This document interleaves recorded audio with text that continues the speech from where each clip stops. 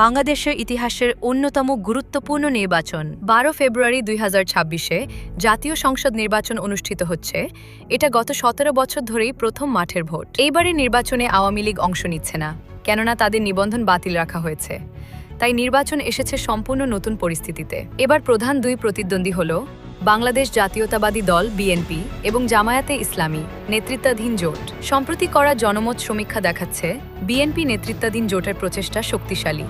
অনেক সমীক্ষায় তারা অগ্রগতিতে এগিয়ে। আরেকজন সমীক্ষা বলছে বিএনপি ও জামায়াত নেতৃত্বাধীন জোটের মধ্যে অনেকগুলো কেন্দ্রে হাড্ডাহাড্ডি লড়াই হতে পারে। আরেকটি ট্রেন্ড বলে গেছে আগের নির্বাচনে আওয়ামী লীগের অনেক সমর্থক এবার বিএনপিকে ভোট দিতে পারেন। এখানে মনে রাখতে হবে, যদিও বিএনপি অনেক মনে সমর্থন পাচ্ছে, মাঠে অনেক সিটে ভোট তুলনামূলকভাবে নিকট হতে পারে। সুতরাং সম্ভাবনা বলে বিএনপি নেতৃত্বাধীন জোটের সম্ভাবনা বেশি, তবে জামায়াত নেতৃত্বাধীন জোটও শক্ত অবস্থানে।